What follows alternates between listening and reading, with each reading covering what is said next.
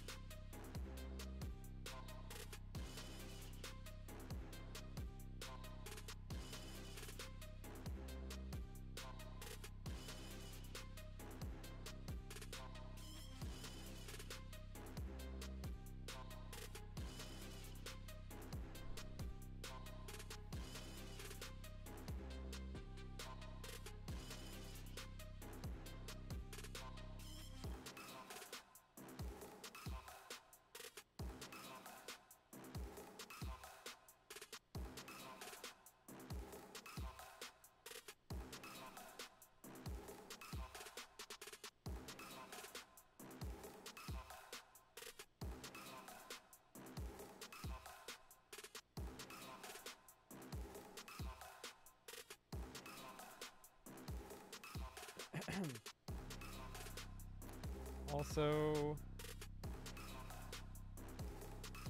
I'm going to take the link from this show on YouTube and I'll throw it into the chat.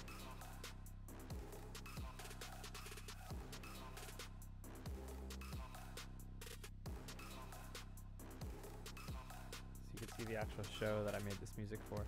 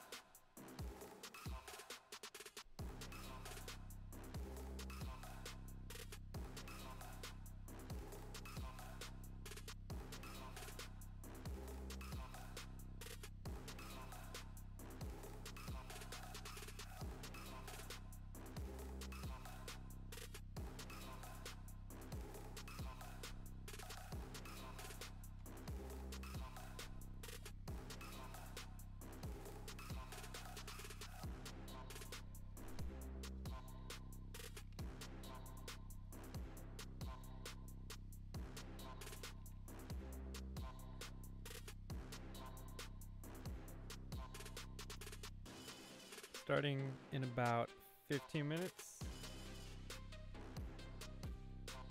See you in a bit.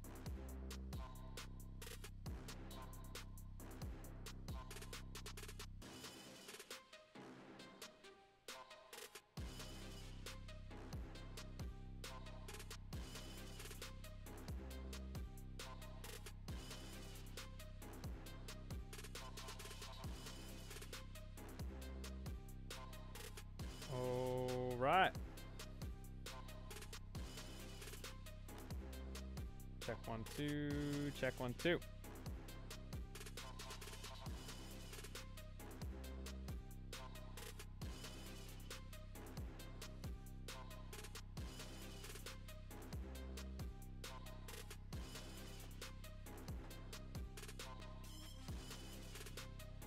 Recording.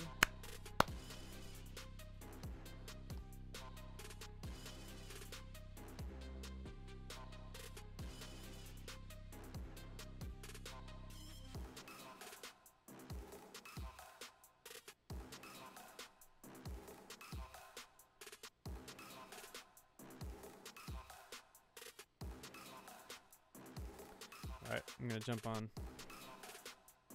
Ugh.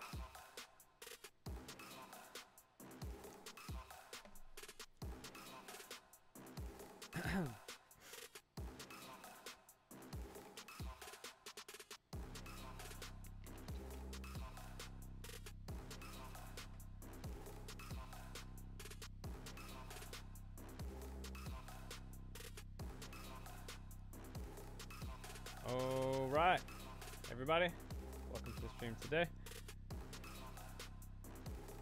Today, I'm going to be talking about this fashion show again. So I'm going to be talking about a different song today. And I got a few questions about it that I can already talk about, which is nice.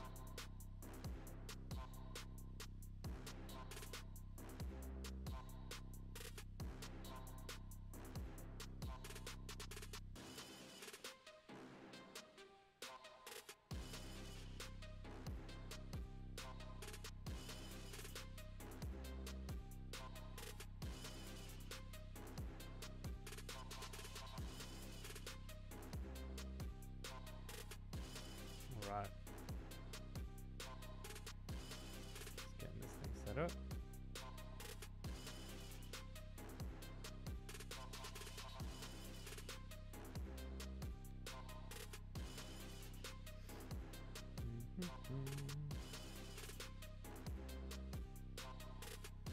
Hey JJ. Hey John. Hey Sarah. Hey everybody. Hey Tom. Everybody who made it in. Some people couldn't make it in because of the time difference, but that's okay. What I think I'm gonna do, I'm gonna send you guys a survey in the email. I'm gonna see what times work best for all of you.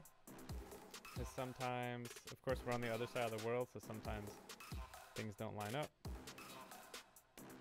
But for that reason, we could change things, it's okay.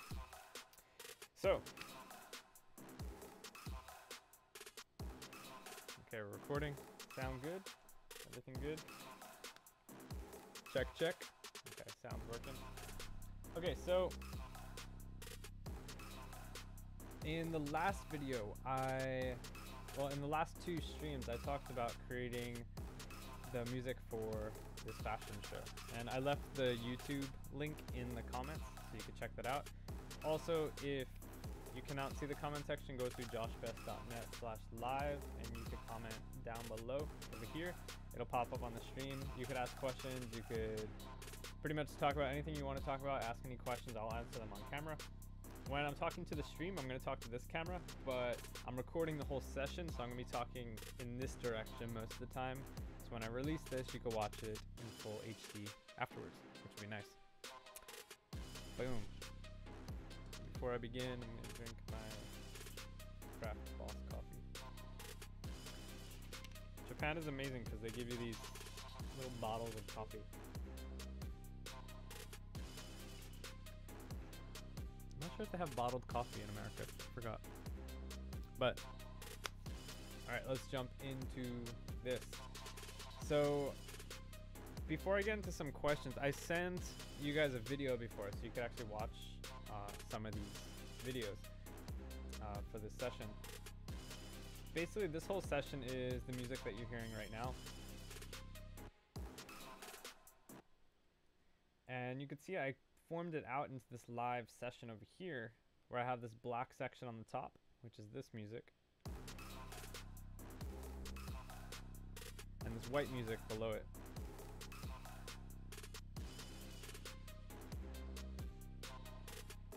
And then I have both of the two parts mixed together down over here. Chris Ray, what's good? And alongside all these, I have all these blue clips over here, which are basically one-shots. And I can launch these whenever I want.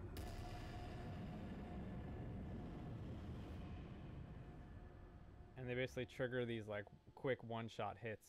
And these are super useful during a live performance. So what I'm going to be talking about today is all the stuff within this session. And any questions that you have, you could ask me in the chat below, and I'll answer you as well. I did get some questions in the email that I could answer right now, though. So that's what I'm going to do first. I think about how many? 5, 1, 2, 3, 4, 5, 6. I have 6 questions, and then I have about 3 things that I just want to tell you guys that you guys didn't ask, but I think is helpful. And then anything else, ask me in the chat, and I'll answer you through there. So let's get started. So the first question is, how do you take a full song and put it into session view? So basically, how did I take the song from the music production that I was creating, and how did I bring it to a live performance setting? This was really, really simple.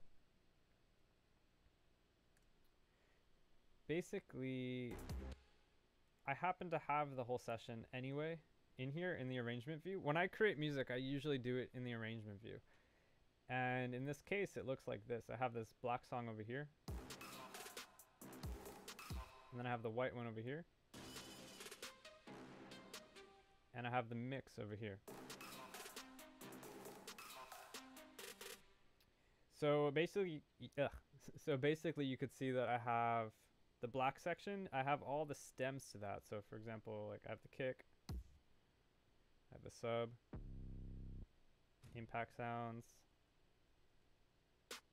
the claps and the snares. I basically have all of the parts laid out. For example, this lead, where this section over here is completely different. It's basically a different song. Right, I have this lead.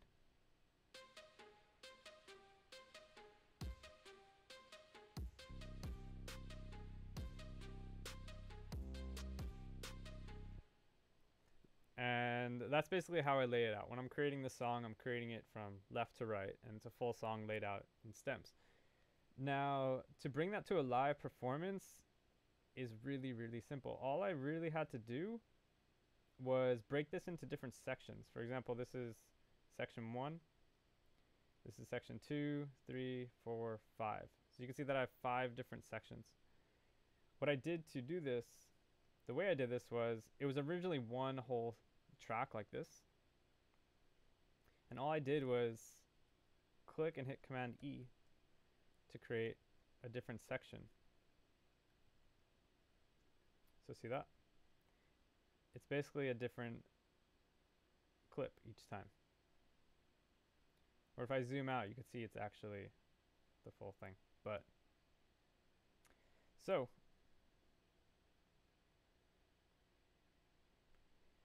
if I take all of these, I'm going to hold Shift and highlight them. I'm going to hit Command C.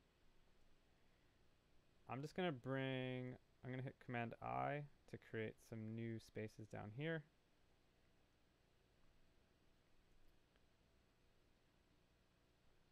And I'm going to go back over here. Instead of hitting Command C, I'm just going to drag this. See, I could drag all these. I'm going to hit the Tab key, and I could drag it straight into this view. And now if I launch this,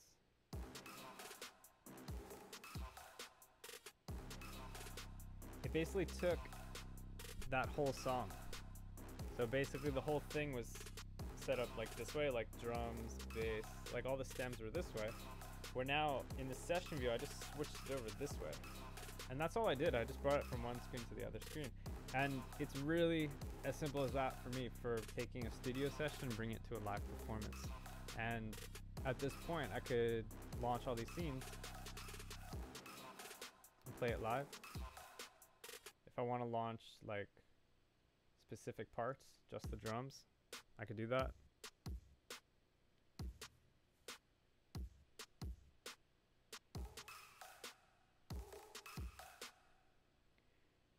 and I don't actually need these, so I'm gonna delete them. But that's all I did. It was really that simple. I took it from a studio production and then I moved it over to this view.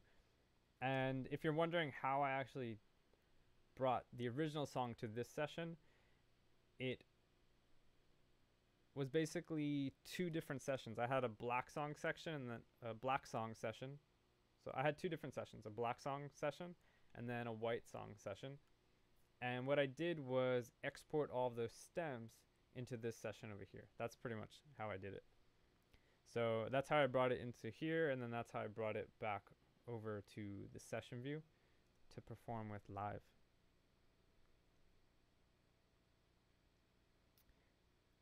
And I got a question about the snare. I always get a question about the snare.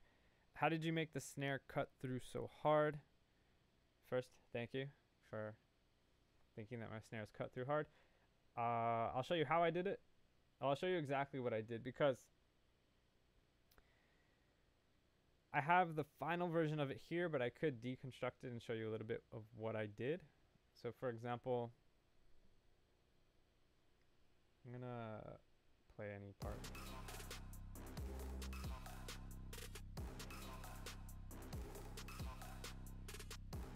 So I have a few different snares here. This is pretty much I want to say it's an 808, but it was actually a Lex Luger snare. That's what I remember it was. The Lex Luger snare. I detuned it a little bit. I compressed it. I EQ'd it. So you can't see any of that now, but I'm going to show you a little trick that I used to make it cut through, because remember, this is the final stem that I exported into the session. So I'll show you a little trick that I do, and it's very simple. For example, I'll use maybe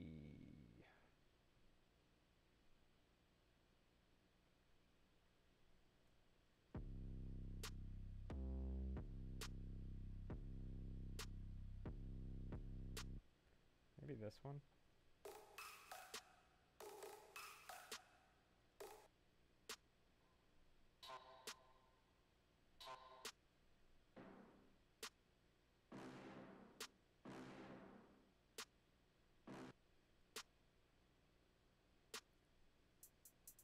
You know, in this song specifically, it happens to cut through more because you can actually see that I don't have many things playing at the same time as this snare. And that plays a big role in it.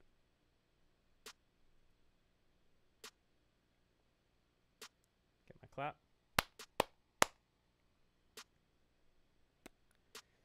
So yeah, so the first thing is because I don't even know if I did this on purpose. I think it just happened to work out this way. Not many instruments are playing at the same time of this snare. For that reason, it's actually cutting through because there's nothing really blocking it. Where in a case like this, the sub,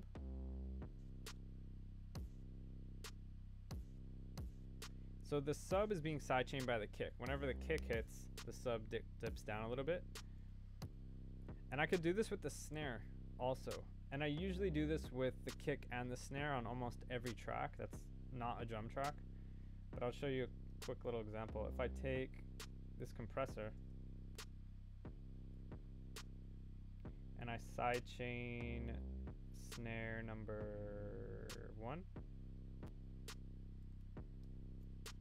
I hit Command Option B to close the browser. I like using this view when I'm sidechaining. I'm going to bring the ratio up, the attack all the way down.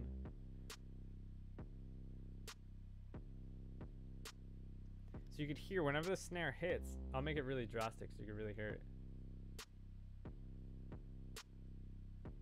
You can hear that the sub bass is pushing through a lot, but whenever the snare hits, the audio dips down of the sub. That's a little too drastic, so I'll bring it up. You can see this gain reduction. Whenever the snare hits, the gain reduction is going down, and that's actually the volume of the sub. Where you can see if I make it really slow, the release, it's going to hit, and then it's going to take a long time to come back up to its original volume. or if I bring it down, the release time, it's really quick. It's just like,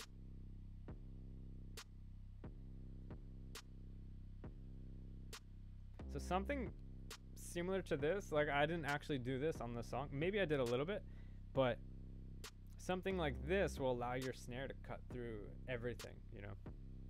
And I do it all the time. I do it with the kick, I do it with the snare on almost every track that I want it to really cut through and hit. So I didn't do it on this one. I'm gonna take this off because it was just a small example. Also, the frequencies are very different in these. Like usually I would turn on this EQ and I could actually pick a specific frequency that this snare would actually pull out. So if you have like if you have a sound going across all frequencies and you point it to this one frequency, whenever the snare hits, that one frequency will dip down. So in the sub, it doesn't really play a huge role because the sub is more of the low end, although I am distorting it, so I'm getting some of that high end. But in this case, I don't really need it. I feel like it's doing a good job on its own anyway. But that's what I do most of the time. Whenever I want anything to cut through, I'll sidechain something else and let it pop through the mix a little bit. Yeah. I do talk about sidechaining a lot though, and I always talk about how I don't like sidechaining because I always use like my pseudo sidechaining. I use my what's it called? My utility to bring down the volume. But in cases like this, I like using the sidechain, especially if I want to focus on a specific frequency. I'm gonna use that little EQ setting. So that's how I made it cut through a little bit more.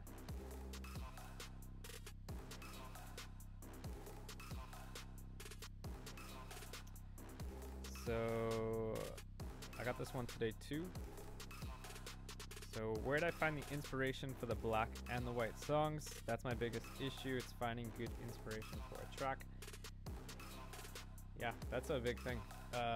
In this specifically, I talked about this at the beginning of this video, that before this show started, I had a meeting with the fashion designer and the event organizer.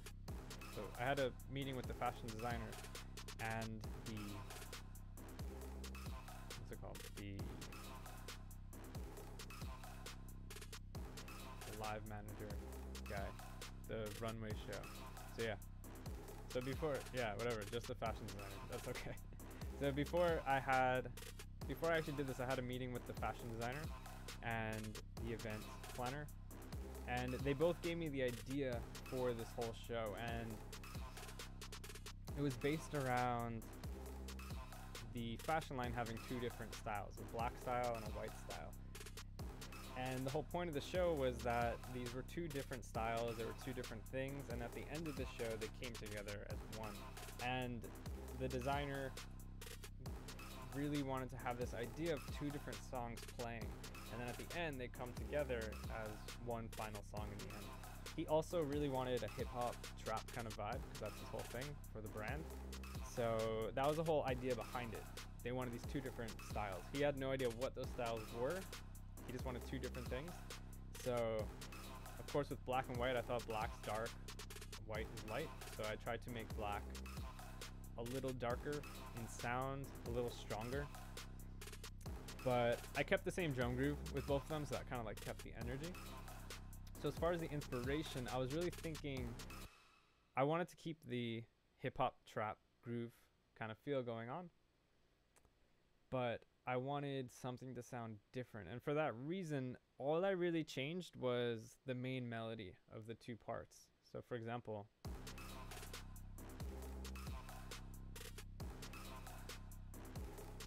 you can see I have these two tracks.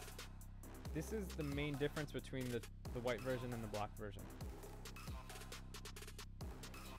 The black version has this one, and the white version has this lead. So black.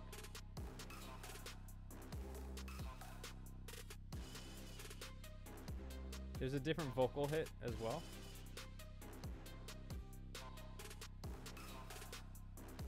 And then in the end, I mix them two together.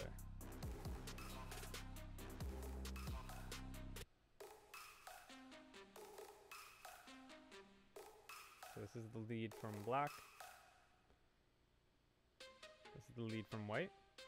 And then when I mix them together, you can see that I detuned. I brought the white down about an octave. Because when it was up an octave, it sounded a little bit too far. So that's pretty much the inspiration behind it. I wanted to keep that trap feel. I wanted to keep that bass moving because it was a runway show and it was lasting about 15 minutes. So I wanted to keep this momentum the whole time. But I wanted something to sound different. So I chose the melody to do that. And then at the end, I put the two melodies together. So that was the inspiration behind it.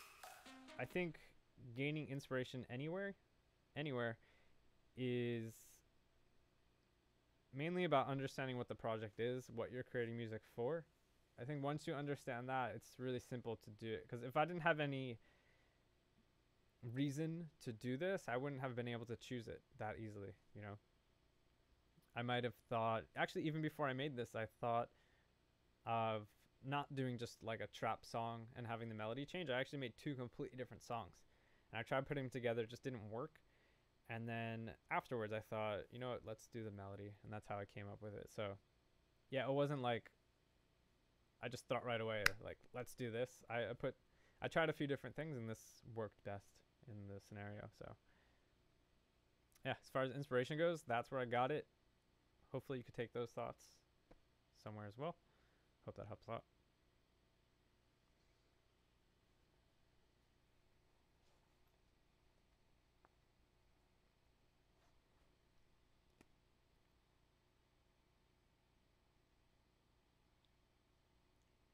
Got my Burt's Bees. I used Burt's Bees for the first time like 5 years ago and I became addicted to this stuff. I know it was like 10 years. I've been addicted to Burt's Bees for 10 years.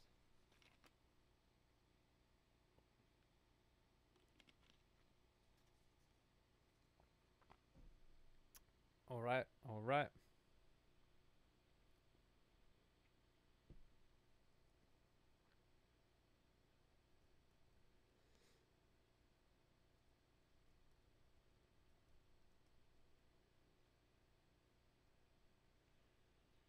Let's see.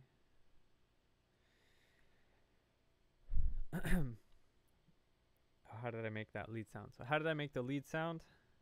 It sounds amazing. Thank you. So the two sounds, the percussion lead and the synth lead. So the black lead and then the white lead. These were very strange. It might be very surprising as well. So I'll start with the black one. The black one is this. If this is what you're talking about, the percussion lead part. This actually started with, I'm going to group these so I could turn on off the audio effects. This actually started as a percussion loop. That's why I called it perc lead. It was a percussion lead. I think I had a drum sample and I chopped up the sample and then I pitched it up, pitched it down, and I warped it, made it fit this melody pretty much and this rhythm. I added some reverb. I added a little bit of delay. I compressed it a little bit. And then that's where I got to this part over here. Because I remember the sound, it was like one of those like Jack U snare kind of things that has a tone to it. The percussion simply had a tone. And I was like, oh, I could mess with this and turn it into a melody. I don't have the original file anymore because I messed around with it so much. But this is where it is now. And then I added some more reverb. I cut off some low end with EQ. I added some saturator. I could go through all these just so you could hear it. This with reverb. The reverb, the wet is really high. This gives it this super roomy sound. I love doing that. It feels like a really short decay time with a high wet reverb. It takes it out of the front of the mix a little bit, but it gives it this natural vibe that sounds really cool to my ears. So I like doing that. Like taking a super electronic sound and making it sound really natural. Sounds really interesting for me. Here I cut some of the low end. This saturator is probably the biggest part. Makes it a little louder. It grits it up a little bit. It lets it cut through a little bit more. And then this EQ, I'm pulling out a little tiny bit. You probably wouldn't even notice that this is there, but I added it in because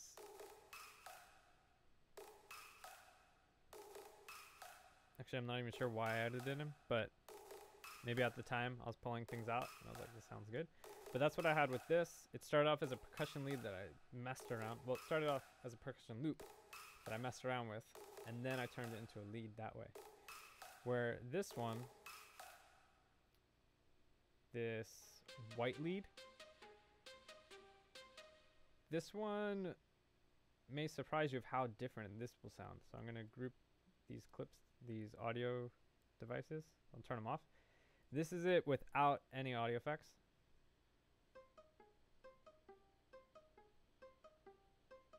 See how much different that sounds? It's just like a little tiny... It was... I know exactly what this was. This was a violin pluck. I remember. I don't remember which one. I think it was one of the Ableton devices that had like a little violin pluck sound. And that's how I made it. And then with audio effects... Before. After. And here, I'll play with everything, just so you can hear the difference. I'll turn it off. The volume is down a little bit, so. I'll bring the volume up. So this is what it sounds like without the audio effect. And then...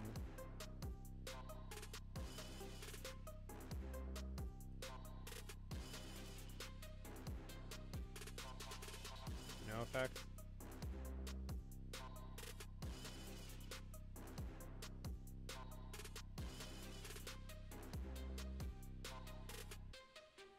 So yeah, this sounds way different. And I'm doing a lot. I have my OTT, I'm compressing it, I have some reverb, EQ8. But this is the biggest thing over here.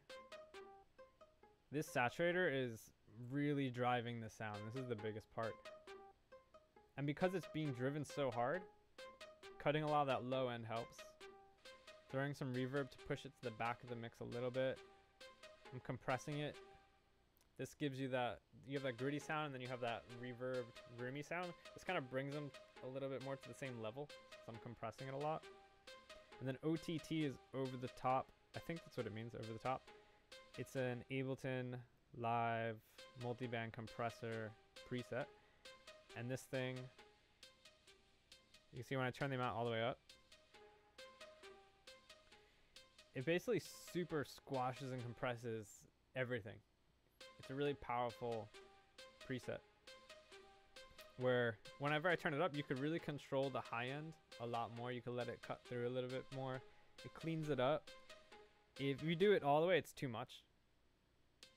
Like you wouldn't even notice that's in the mix anymore. But I love using OTT. It's weird. It has this sound that I really enjoy. It's not that it does anything specifically well. For me, I just like the way it sounds. Whenever I put it on something, if I put it on a synth, if I put on a lead like this, it just does something to the sound that I think sounds fitting for this kind of music. So those are those two sounds. When they're together,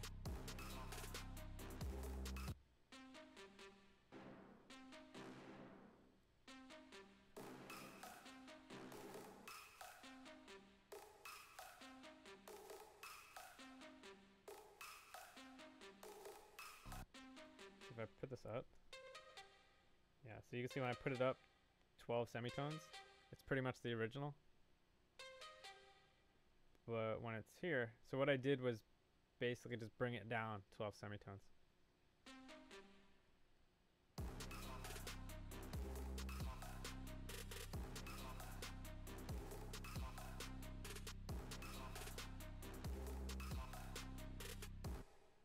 yeah, those are the lead sounds. I do a lot with distortion. For me, that's a big thing, especially with this trap, like really hard hitting style. Super distorting stuff, but then cleaning it up afterwards so it fits into the mix nicely, but it sounds crazy, is a fun thing to do. I always do that. I like doing that. I like making things sound super crazy, but then like having them fit in again later on. I like doing that kind of stuff. Another question was, how do you make the sub cut through a mix? So in a song like this, the sub would be pretty much like an 808 sub, because that's what it was.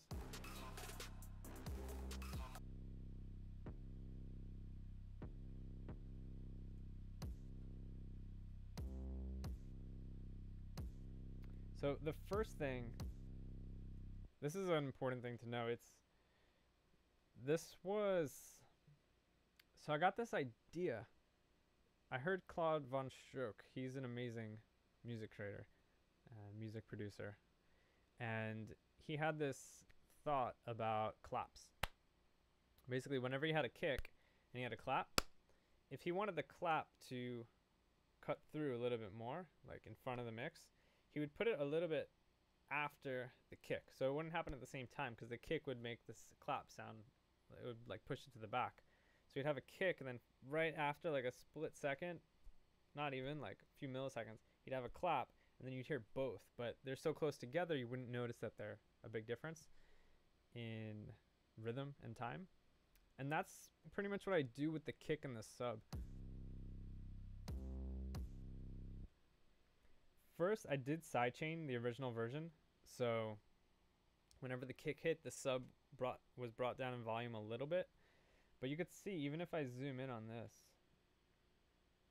it's like the hard hit of the kick would be right on the downbeat, but you can see the bass, the sub, comes in slightly after.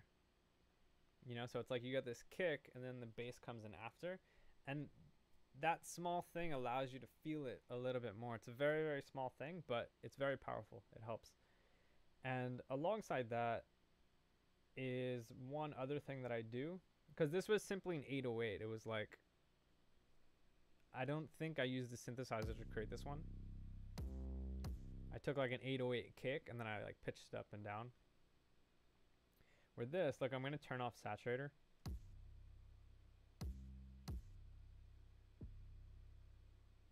I'm going to turn it on. Saturator is huge for driving sub bass. If you want it to sound distorted, like,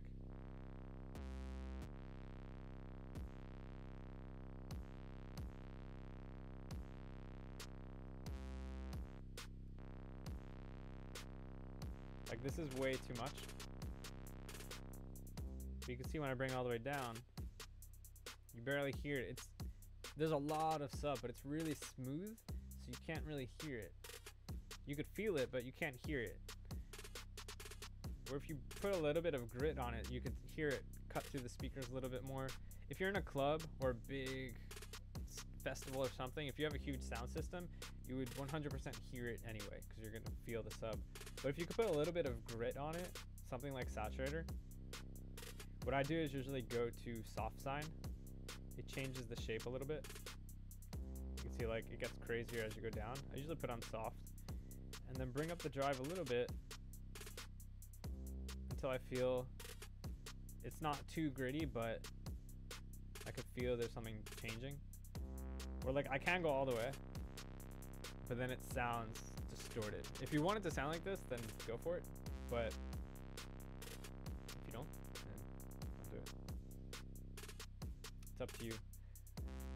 But the point is with this, if the volume's low, like the point of this device, if you're clipping within the device, if you want it to sound like that, I think it's okay.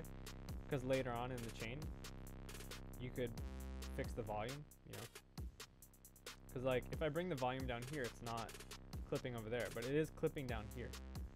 So like if you want it to clip, okay. If you don't want it to clip, don't do that. That's my thought on clipping. A lot of people think clipping's bad. Clipping used to be kind of good. It wasn't like good, but when you had analog gear, if you were clipping a little bit, you'd get, you know, some analog distortion kind of thing. It sounded pretty cool. Now with digital distortion, people don't really like that too much, but honestly, if you want to distort your music digitally, this is a way to do it, and you could control it afterwards, you know? Like, you have an output setting over here, but just for example, if I have this utility, like say I'm driving this like crazy, I could bring down the volume over here, and now it's still in the green on the end of this chain, but over here it's like digitally distorting. And if you want that, go for it. I don't recommend it often because I don't know, it's like saying distort every track. I wouldn't tell you to do that. So do it whenever you find fitting. That's my thought. But yeah, that's how I make it cut through a little bit more. I put some saturator on it. I put some saturator on it. I put some, I could EQ it a little bit.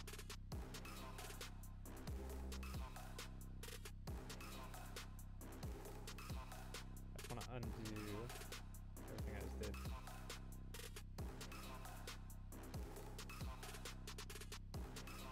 Alright.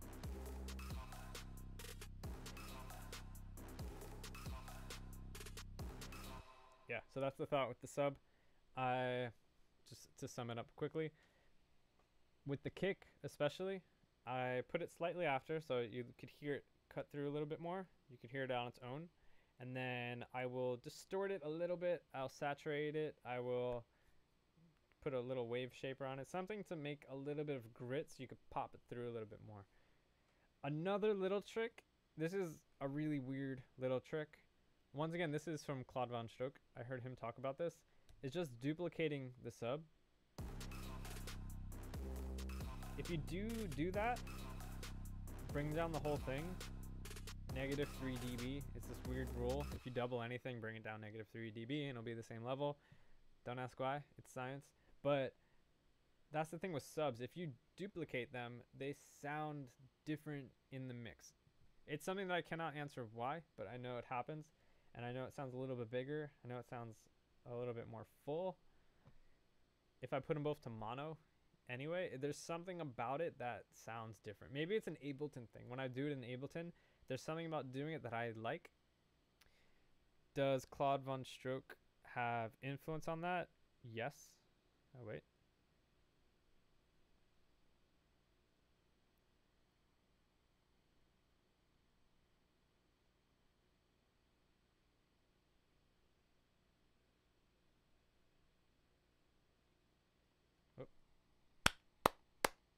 Okay. Cool. Alright, so as far as that comment, does Claude Von Stroke... Yeah, so as far as that comment with the bass, does Claude Von Stroke have some influence on that thought? Yes, he does. Since I heard him say it, I tried it, and maybe because he said it, I hear something different whenever I do it now too. But I notice something does change, so I can't explain why, but if you double your sub track, and you have two of them, it will sound more full. Try it out. I definitely recommend doing it.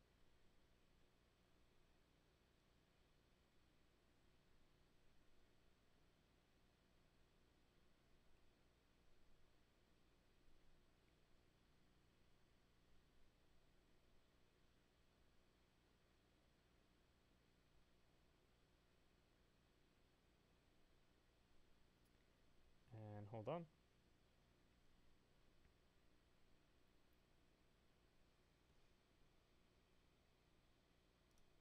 I'm gonna hide my screen for a second.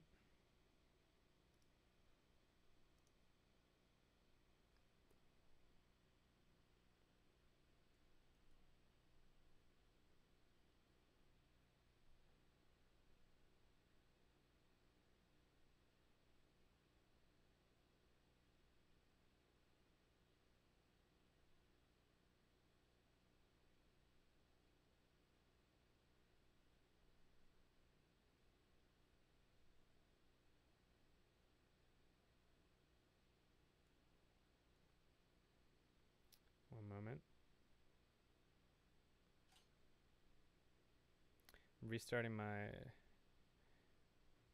recording cam. I'm recording everything on this other camera, which I might change the battery on that camera in a little bit, so I'm going to step away. But for now, where's this thing?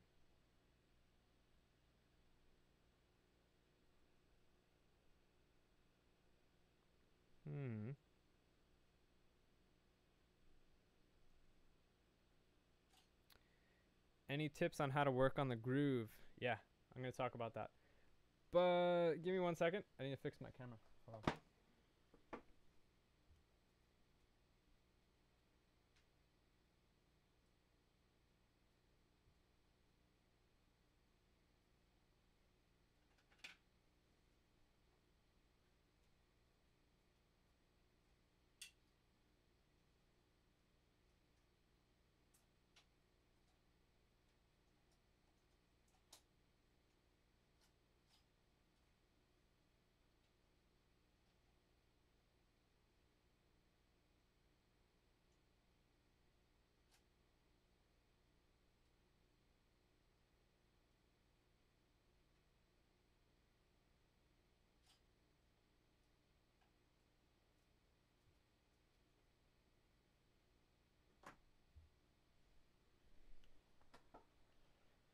Any tips to work on the groove?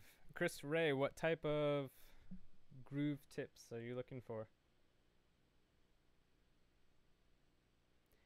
There's a lot of things.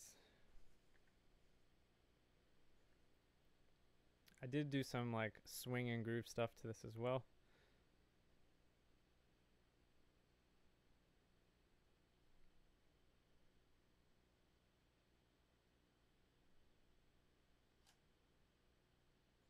Hell yeah, my camera's back.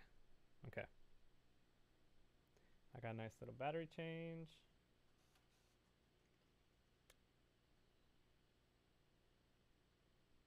All right. Got the hair out of my face.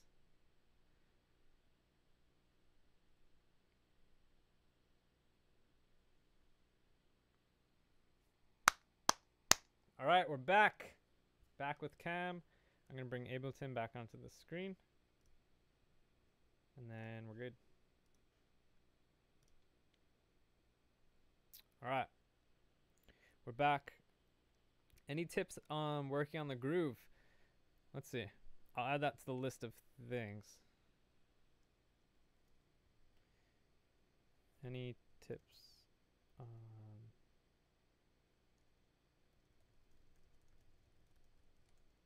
I'll add that to the list. So what was the next one? So that was the sub. Do you put anything on your master when performing live? Is it different from the studio? All right.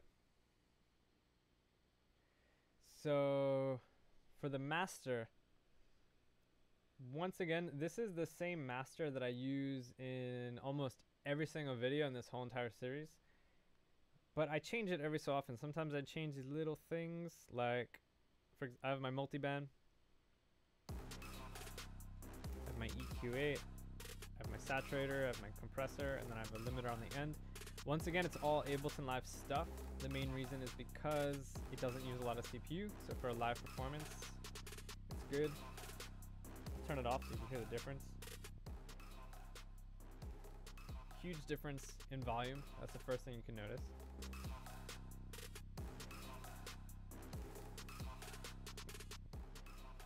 The interesting thing is I do have the limiter on the end anyway.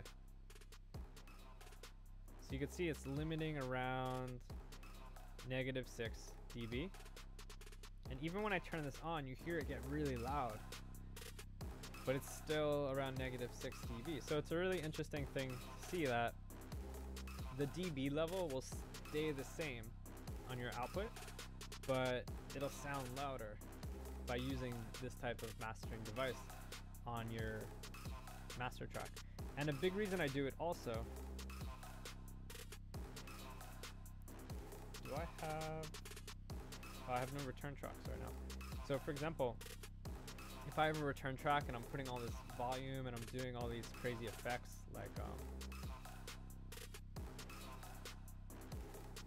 for example, I have this redux, this white noise,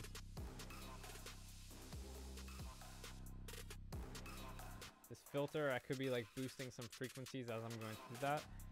All this stuff will be pretty much kept at the same level. It's all gonna be pushed up in volume, so I could play it live and it'll sound really big, but I could be free with the effects I'm using. Like I could do stuff that'll completely destroy the mix. It'll do things that will potentially sound bad in the final output, you know, like the master. But having a small limiter on the end and putting this kind of mastering chain in the mix will definitely, you know, settle things back in. It's like you could be crazy with your effects and your processing, and it'll like push it down a little bit. It'll keep it in the safe zone. So that's a big reason why I do it. If you're wondering why I do it, the mastering before these effects over here, is because I usually have a lot of sends and returns going on in the session before it hits the master, and that's the kind of stuff that hits the mastering chain. And then afterwards I have this like live performance chain. So this is kind of like the studio setup chain, and this is the live performance one that has more like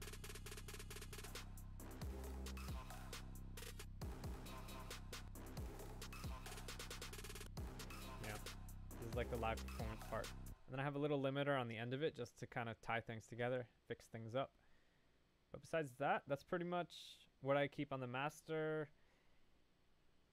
I use the same one in every single video you've seen so far. I just tweak it a little bit, or I add some changes to it. Whenever I add a change that I like for example, when I first started this series, I didn't have this white knob over here.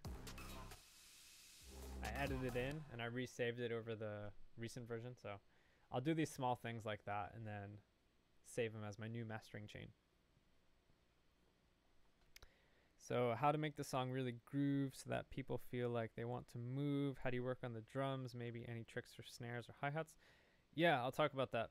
Actually, I used this same session to talk about like groove and swing and all that stuff, which was really helpful. So I'll do that.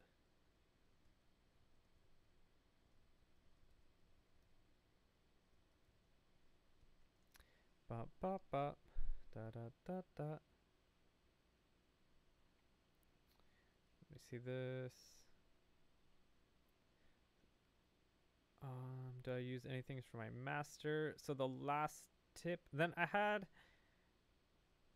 two things that I want to share with you guys, and then afterwards I could answer some of those other questions.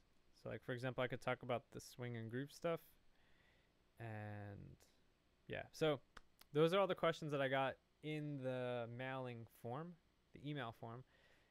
Now, these are two things that I want to just share with you guys. Nobody asked these, but I think it's helpful. Basically, the sound effects that I'm using for this show. So I think this is really helpful for anybody performing live and doing studio stuff, where if you use the session view, this is really helpful. Right now, this whole show is quantized to 1 bar. So if I launch any of these scenes, no matter how many times I click on it, it's going to automatically start on 1 bar. Where if I change this over here to 1/8, I can now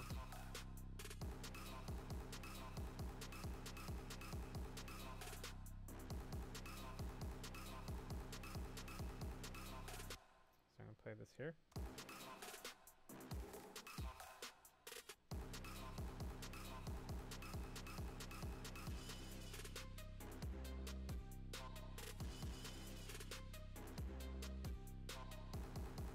You know, I could launch these now at different times, where sometimes I don't always want to do that. I want to be completely free, but I still want some things to be in line with each other. So for that reason, I could launch these clips over here. But say these blue clips, I want them to be a little bit more free. So whenever I click on it,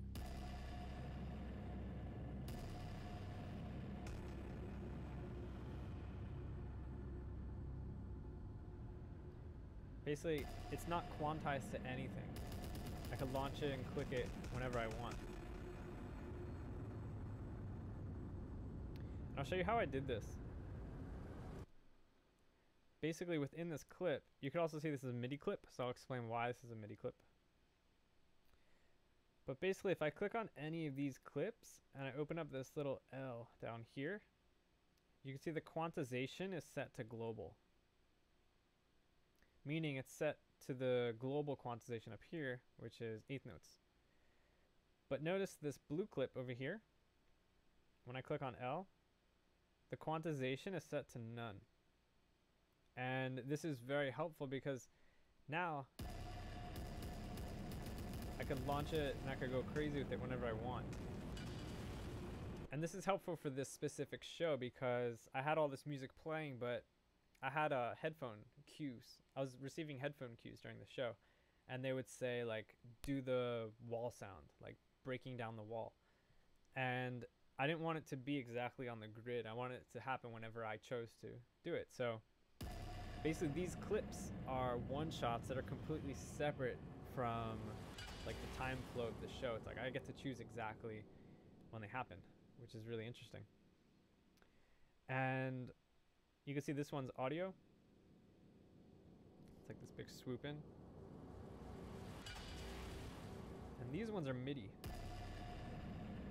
And I'll show you why I chose to do these ones in MIDI. And this is super helpful, especially if you're performing live or anything. This is what I'm going to show you right now is very helpful. This is audio. So whenever I play it, you can see it starts over. Like I could keep hitting it over and over again, and it's always going to restart. Where this one's MIDI. And what it's doing is playing this sampler over here. You can see I have a bunch of different chains. And, oh, this is a simpler. So what it's doing is playing this simpler down here. And I have these different chains where like this sound here. This sound. This sound. And this sound. And when I hit them all together, it sounds crazy. But notice whenever I play it, it's not gonna start over. It's gonna play both of the sounds. So it's not being like re-triggered and it's restarting every time.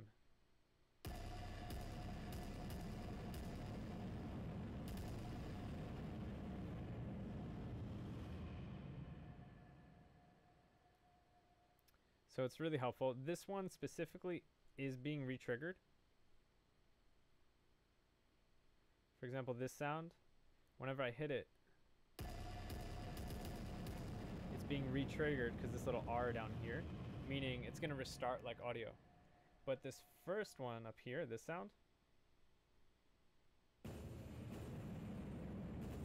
it's not being re-triggered. So what it's doing is playing the audio, and then the other one plays, and every time I play it, you could hear them both playing over each other. If I do that with all the sounds, it would sound a little too messy. I could show you. Especially with the bass, there's like a sub bass in there. If that's not being re-triggered, it might be a little crazy. Yeah, like with the sub bass, it's a little too messy. So I just turn re-trigger on for those. I keep this one off. And it lets me create this custom sound that I choose whenever it plays. And it's really helpful, especially in a live show, because what I could do is set this off the grid. But a lot of people think that you have to use drum racks, for example, if you want to launch something live. But you can do something like this. You could throw it into an audio clip. And even if you turn the quantization back on, so I'll put it to global or whatever I want. Now it's only triggering on eighth notes because it's set to the global quantization. So it's a helpful thing for people to know how to do. I do it a lot. I do it all the time. So hopefully that helps you out. It helped me out.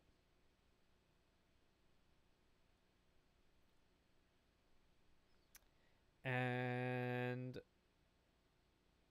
I wanted to talk about the two different melodies. I already talked about that. So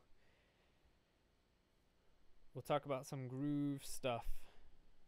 I think that'll be helpful.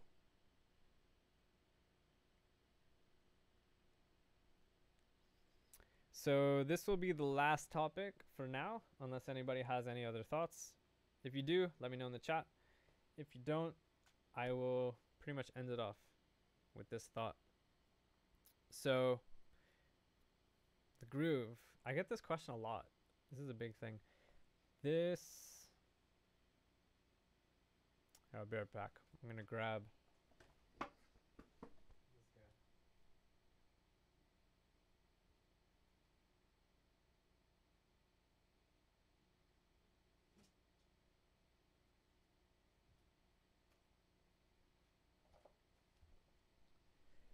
So this right here is Ableton Grooves. This is the first book that I wrote. I have another one titled Electronic Dance Music Grooves. It's around here somewhere. I don't know where, but I got this one right now. Both of these books discuss creating various types of drum grooves within Ableton Live, or really any DAW you're using. It's creating MIDI grooves.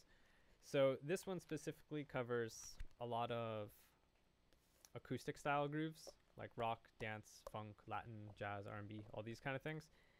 And a big part that I talk about is creating groove, like natural swing and feel.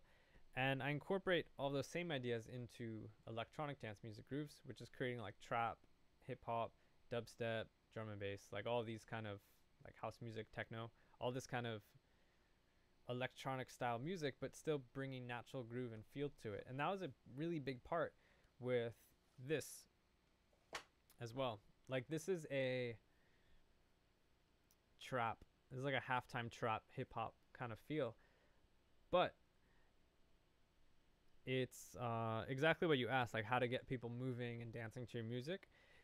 This was a really big thing because I had to get people, well, in a way I had to get them walking to the music. But if you're watching people walking during a fashion show, they're in rhythm, they're walking, and they're supposed to look really cool. That's pretty much the point of walking at a fashion show. It's to make the clothes look really good. It's to make everything look amazing.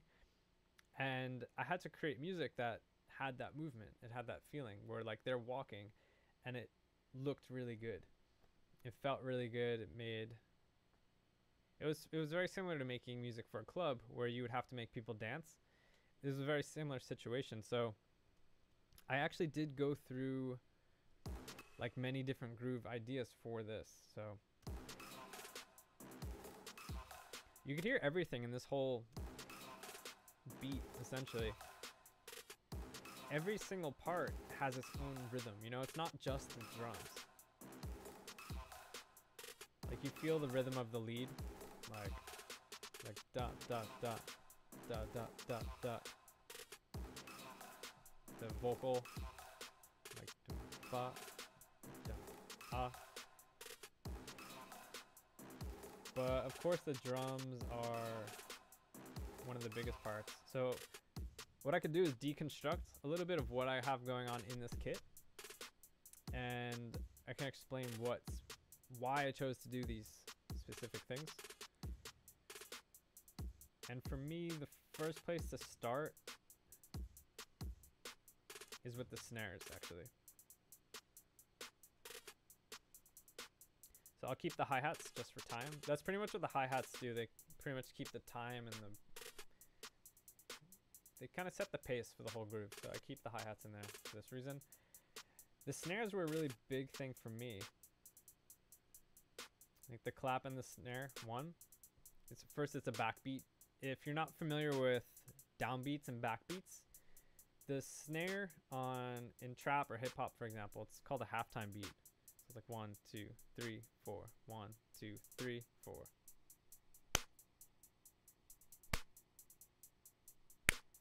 So that's the backbeat.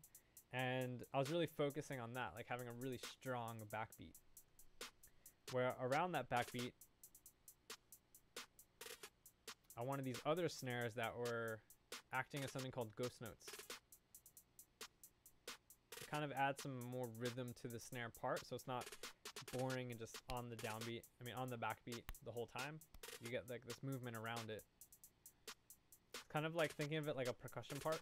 You get different movement and different sounds around this groove, where the kick,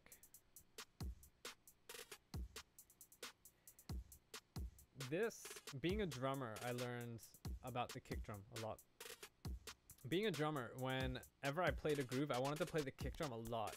There's something about playing kick drum that's really fun. If you're playing it a lot, it's definitely fun to do. But when you play it every so often in a steady rhythm, a steady loop kind of thing, even if it's like a 16 bar loop, a 32 bar loop, a 4 bar loop, if you keep the same type of pattern and it feels good, it's gonna feel good for the listener, as well as feeling good for the person creating it. So I noticed that playing the drums, and I noticed it programming drums as well.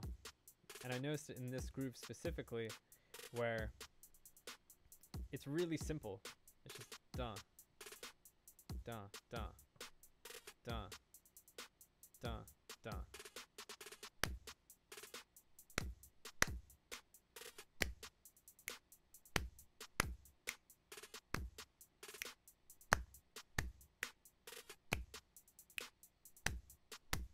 So it's super simple. I'll take off everything else. Like boom, cut, boom, boom, cut, boom, cut, boom, boom, cut. Where if I want to add anything else, I could do it as a drum fill. I could, like whenever a part's changing, I could add some other stuff. But I really just found this simple rhythm and this simple groove, and around that is where I added all the other stuff. Like this brass hit.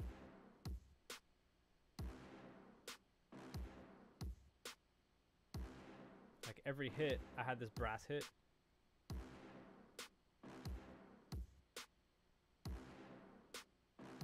Like the brass hit starts boom, da da, da, da da. It's like every single part, every single track has its part in the rhythm.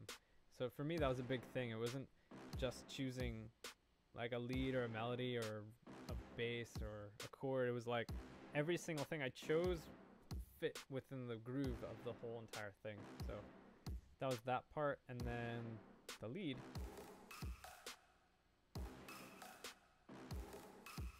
You can see even this lead percussion part is following that same kind of groove. And it's kind of filling in the gaps where you don't hear the other stuff as much.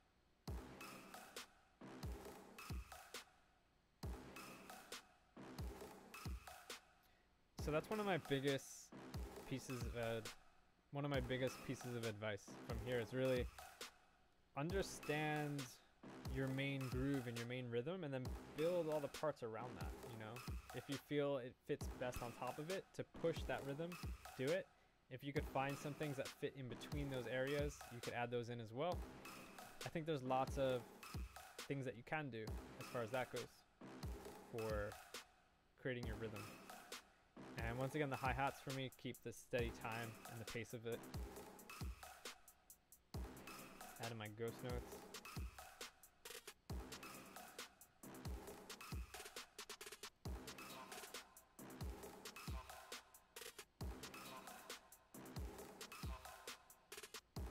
Vocal is on the offbeat, it's filling that little space as well. And then the sub.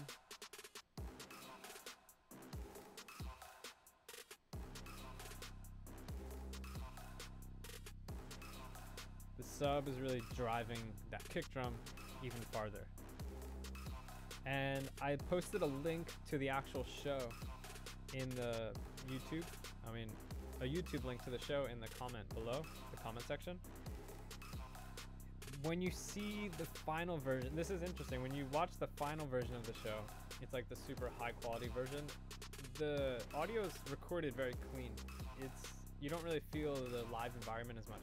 There's another video that I posted of somebody in the crowd actually recording with their phone, like a phone camera. And this video, you really hear, so somebody posted the video from their phone camera.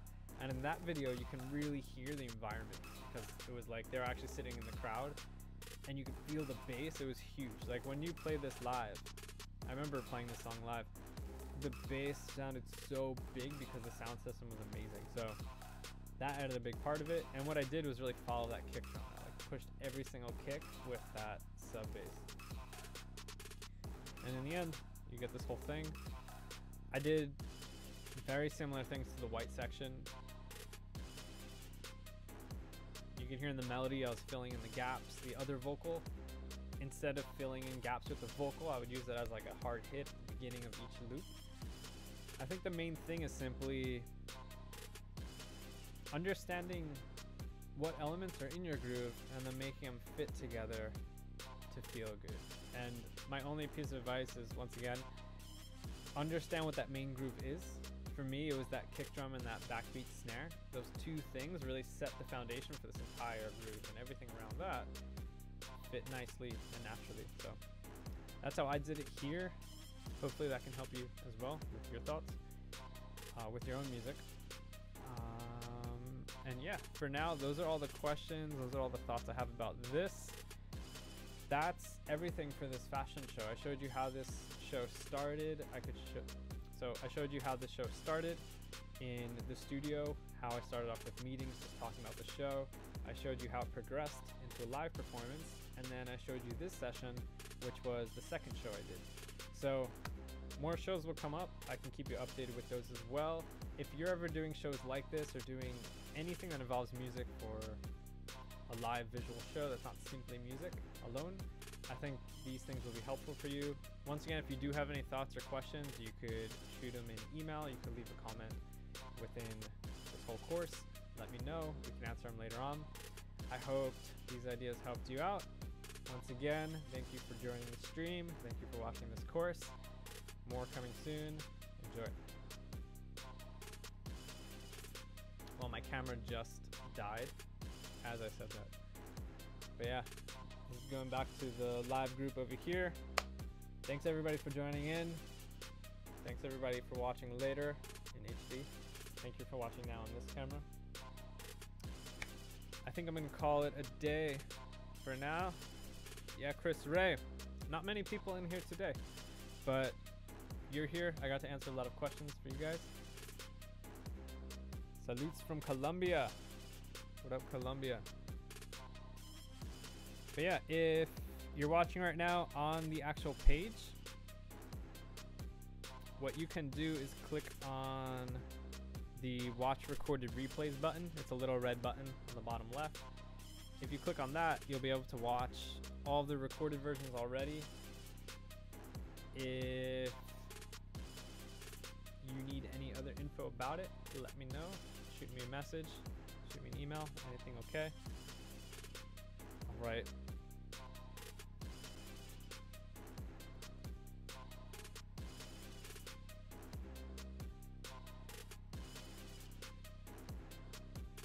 So I left my email in the comment below. If you do have any thoughts though, you can leave them in the comment section here because I'm going to be checking on it often. So you can let me know. You can jump in with thoughts. Once again, thank you everybody for joining in. I'm going to call it a day. I'm going to release this shortly and then I'll let you know. I'll shoot you an email about everything going on.